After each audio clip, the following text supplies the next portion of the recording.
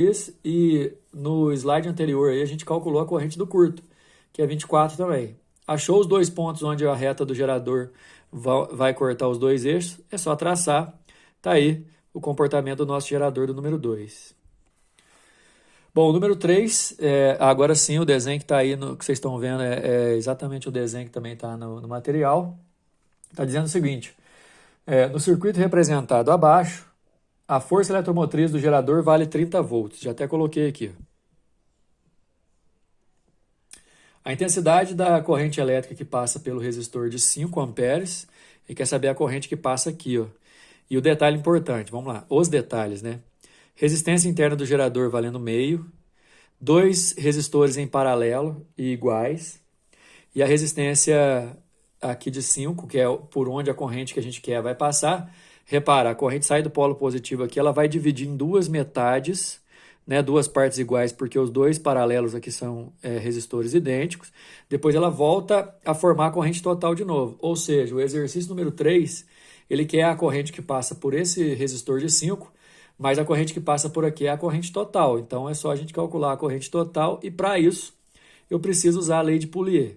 A resistência externa vai ficar por conta dessa associação aqui, que é uma associação mista. O resultado do paralelo aqui está em série com esse. Vamos lembrar, em paralelos e iguais, você pode pegar o valor de um só e dividir por quantos são. No caso aqui, o valor de um só é 9, dividido por 2, que são, dá 4,5. E aí, 4,5 dessa associação em paralelo em série com o de 5 vai dar uma resistência externa total de 9,5. Bora para a lei de Poulier, que é essa fórmula.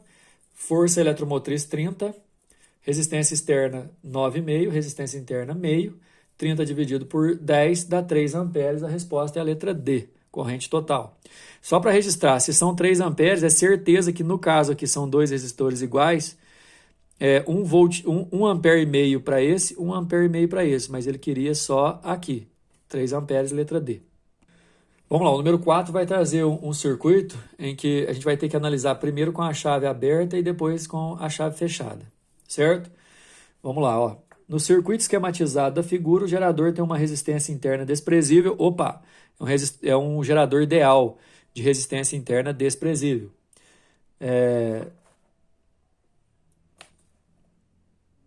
Os 4 resistores têm a mesma resistência R e o amperímetro ideal indica 5 amperes. Opa! Com a chave aberta, esse amperímetro aqui indica 5 amperes. Tá aí no desenho de vocês, olha só, esse resistor R, ele não participa da jogada quando essa chave está ligada. A corrente passa só aqui por fora. É um circuito simples, que você vai ter uma resistência, outra resistência, tudo em série. Por isso que a resistência aqui equivalente vai dar 3R. Nesse caso, com uma força eletromotriz que a gente ainda não conhece, e uma resistência externa de 3R, usando a lei de Poulier e a corrente valendo 5, que é o caso da leitura do amperímetro, eu vou ter essa expressão, resistência interna é 0, multiplicando cruzado eu achei que em função de R, a força eletromotriz dá 15R, nós vamos usar isso daqui a pouco. Acontece que se você fechar a chave, que é o que o exercício está perguntando, por exemplo, qual vai ser a leitura do amperímetro com a chave fechada? Com a chave fechada o negócio complica bem, porque aí esse resistor que antes não participava vai participar, e aí esses dois R que estão em série vão ficar em paralelo com esse R aqui, e o resultado desse paralelo em série com esse outro R aqui. O exercício complica bastante. Lembrando que a força eletromotriz ainda vale 15R aqui. Agora, 2R de cá com R aqui em paralelo de 2 você multiplica e divide pela soma. A resistência em paralelo vai dar isso, 2/3 de R. Se você somar o 2/3 de R que deu do paralelo mais o resistor que está aqui em série, vai dar 5/3 de R. Essa é a nossa resistência externa. Vamos lá para a corrente. Calculando pela lei de Poulier, eu estou usando essa mesma fórmula, pessoal. Lembrando que a resistência interna é 0. A eletromotriz é 15R. A eletromotriz não depende se a chave está fechada ou aberta. E a resistência agora, com a chave fechada, ela vai diminuir, porque você introduziu um paralelo. Né? Antes ela era 3R, agora era 5/3 de R.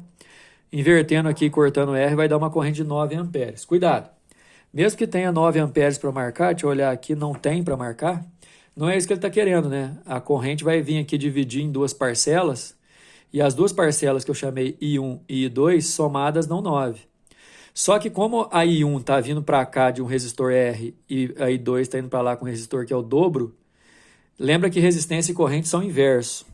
Como a resistência do lado direito aqui é o dobro, a corrente do lado esquerdo aqui vai ser o dobro, olha só.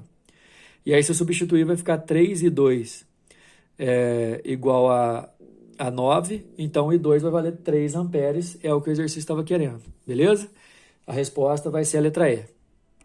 Número 5, muito parecido também, dá uma olhada, a gente vai trabalhar com essa chave aberta, aí o circuito vai ficar só aqui. Quando eu fecho a chave, os dois ficam em paralelo. Bora lá ver o que o exercício está falando. No circuito esquematizado na figura, o amperímetro é ideal. Com a chave aberta, a intensidade da corrente é de 1,6 ampere. Inclusive, eu já usei aqui. Ó. Com a chave fechada, qual que vai ser a leitura do amperímetro? Lembrando que com a chave fechada, o amperímetro vai ler a corrente que vem para o resistor de 4 ohms e a corrente total ela vai dividir aqui, né? Vamos lá. Primeiro, para calcular a eletromotriz.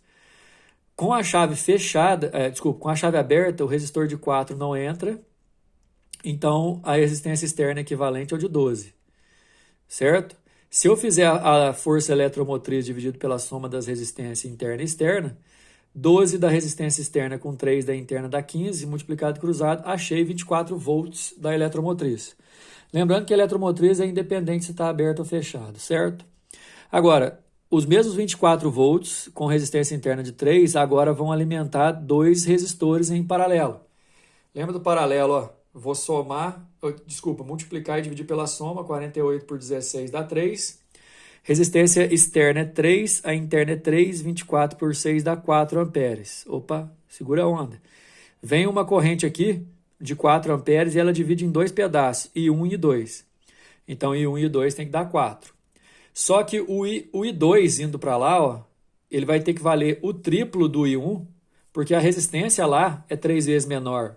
De novo, resistência e corrente são inversamente proporcionais. E aí, fazendo a substituição, eu acabo descobrindo que o I1 vale 1 ampere, como o I2 é o triplo, e é o que o exercício está querendo, que é onde vai estar o amperímetro, vale 3 amperes, letra B. Bom, tá aí o módulo 9. Daqui a pouco vocês vão ter mais vídeo aí sobre o módulo 10. Beleza, valeu.